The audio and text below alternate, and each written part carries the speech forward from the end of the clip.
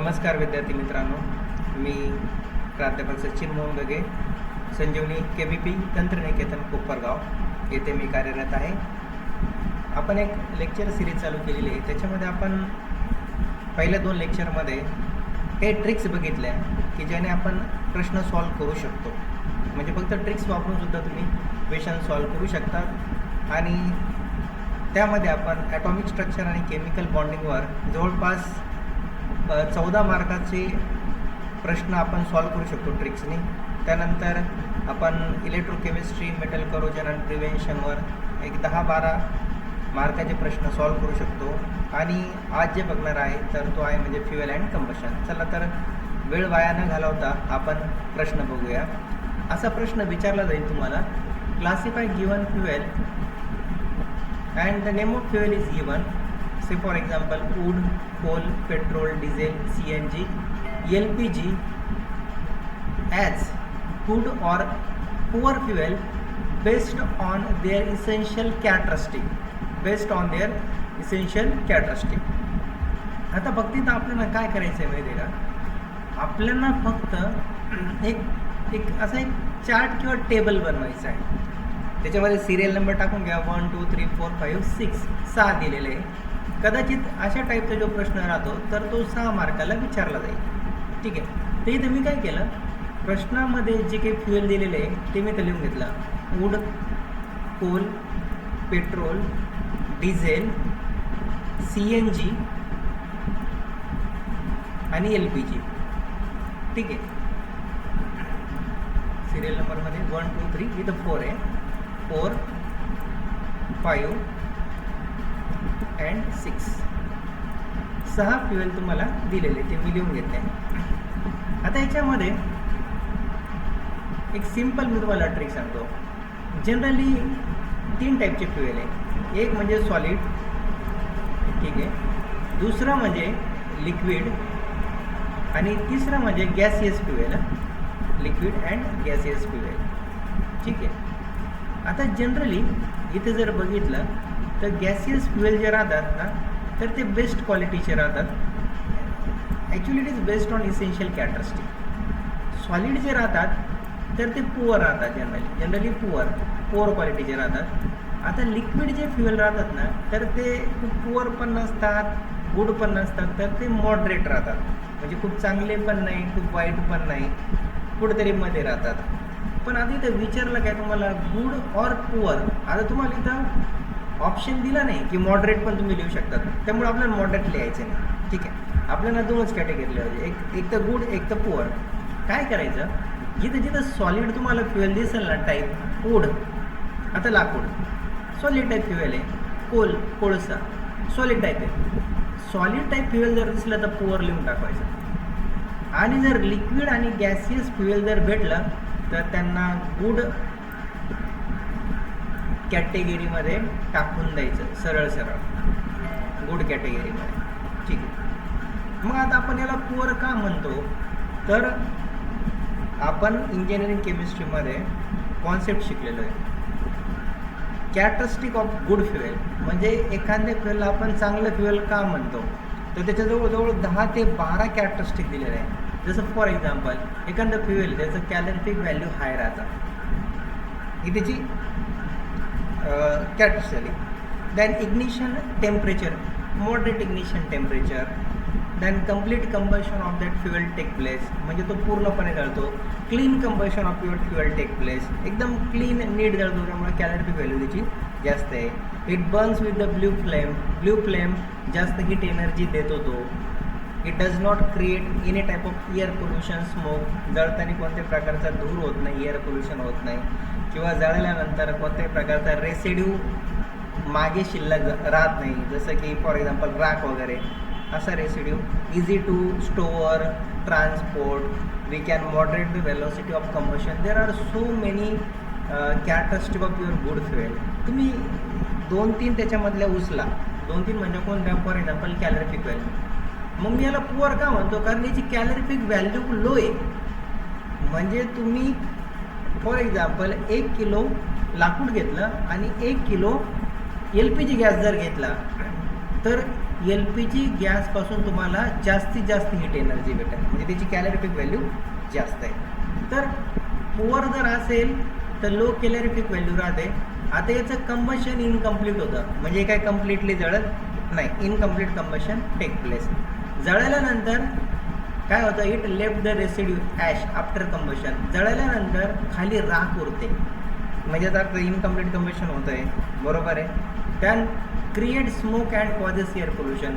याच्यामुळं धूर तयार होतो. बघा, कोळसा असेल, त्याच्यानंतर लाकूड असेल, हे जळताना धूर तयार होतो, आणि धूर तयार झाला म्हणजे काय होतं, एअर पोल्युशन होतं. ह्या कॅरेक्टरिस्टिक आहे त्याचे, हे गुणधर्म आहे, त्यामुळं ह्या गुणधर्मामुळं तो पुअर बनलेला आहे, बरोबर आहे. हे 4 गोष्टी तुम्ही लक्षात ठेवा, आणि या 4 तुम्हाला कोल आहे, पुअर आहे. ह्याच कॅरेक्टरिस्टिक मी खाली लिहून टाकणार आहे बरं, ह्याच, दुसरं काहीच नाही, याला काही मी वेगळं लिहू शकत नाही. ठीक आहे. आता पेट्रोल आणि डिझेल गुड काय, कॅलरिफिक व्हॅल्यू हाय, ठीकठाक आहे. We can control the velocity of combustion. आपण व्हेलॉसिटी ऑफ कंबशन कंट्रोल करू शकतो, कारण त्याला नॉब वगैरे दिलेलं राहतात, त्यामुळे मी कमी जास्त फ्लेम करू शकतो. Does not left residue after combustion.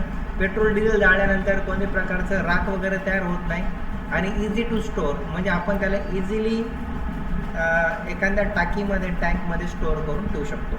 तर त्यामुळे मी त्याला गुड म्हणतो. ठीक आहे. तर हीच मी लिक्विड फ्युएलसाठी हीच कॅरेक्टरिस्टिक मी खाली लिहून काढली. ठीक आहे. आता CNG आणि LPG गुड काय, उलटं, हाय कॅलरिफिक व्हॅल्यू, कॅलरिफिक व्हॅल्यू जास्त आहे. क्लीन इन कंबशन, एकदम क्लीन, नीट आणि क्लीन कंबशन होतं.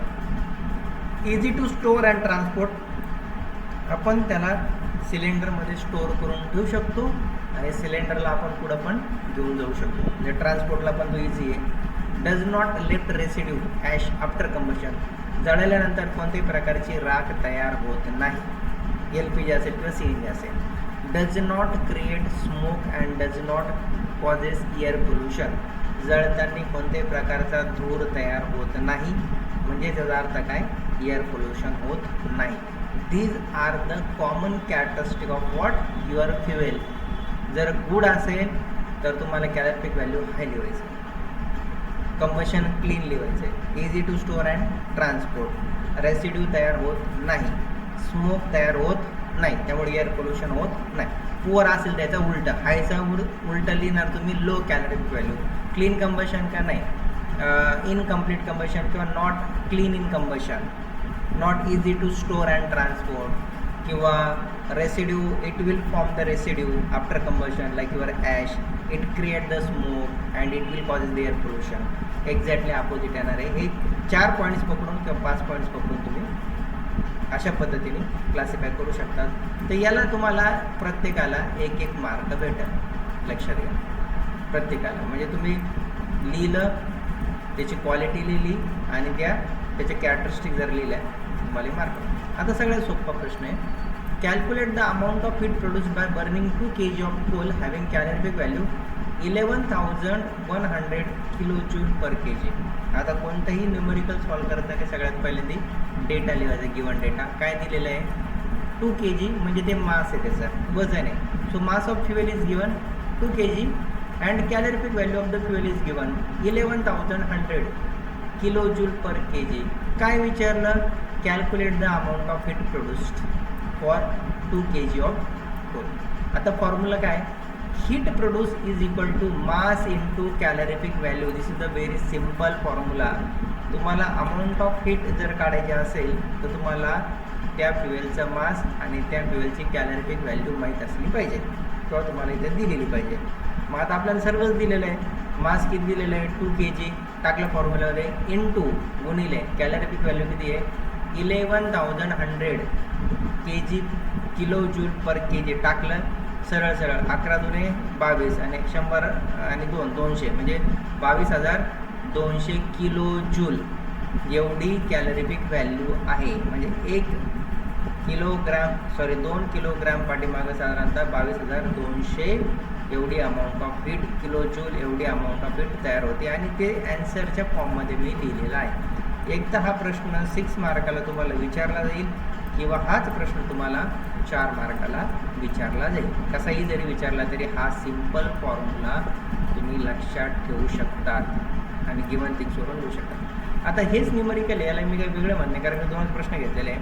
न्यूमरिकल थोडंसं बदल आहे. By burning 200 gram of coal having 6500 kilojoule per kg, same again calculate the amount of heat produced. आता मी मास ऑफ फ्युएल इथं 2000 ग्रॅम लिहिलेलं आहे. या ग्रॅमला तुम्ही किलोग्रॅममध्ये कन्वर्ट करा कारण कॅलरिफिक व्हॅल्यू इथं किलोजूल पर kg दिलेलं आहे म्हणून. ठीक आहे. सर्वसाधारणपणे 1000 ग्रॅम म्हणजे 1 किलो आहे, म्हणजे 2000 ग्रॅम एवढं मास जर असेल याचा अर्थ 2000 ग्रॅम म्हणजे किती, तर 2 किलो. याला कन्वर्ट करून घ्या. कॅलरिफिक व्हॅल्यू दिलेली आहे 6500 किलोजूल पर kg. विचारलं काय, calculate the amount of heat produced for 2 kg of coal. So mass of coal इथे किती दिलेलं आहे 2000 ग्रॅम, त्याला मी कन्वर्ट केलं 2 kg मध्ये. Since 1000 gram is equal to 1 kg. Calorific value is given 6500 kilojule per kg. Heat produced formula is mass into calorific value. So mass is 2 kg, calorific value is 6500. Calculate केलं तुम्हाला काय भेटलं 13000 kilojoule आणि मी खाली answer लिहिलं 10. Burning 200 gram means 2 kg of this coal produces 13000 kilojoules of heat. अशा प्रकारचे simple प्रश्न याच्यामध्ये विचारतात. तर तुम्हाला कमीत कमी याच्यामधून 10 ते 12 मार्क मिळू शकतात. अशा पद्धतीने तुम्ही जर ट्रिक वापरली, फॉर्म्युला लक्षात ठेवला तर तुम्ही 100% हे प्रश्न कॅल्क्युलेट करू शकता. तर आजच्यासाठी एवढं. पुढच्या लेक्चरमध्ये आपण दुसरं एखादं युनिट घेऊन येऊया की ज्याच्यामध्ये आपल्याला काही ट्रिक्स वापरून काही क्वेश्चन सॉल्व करता येतात की नाही ते बघूया. तोपर्यंत बाय बाय.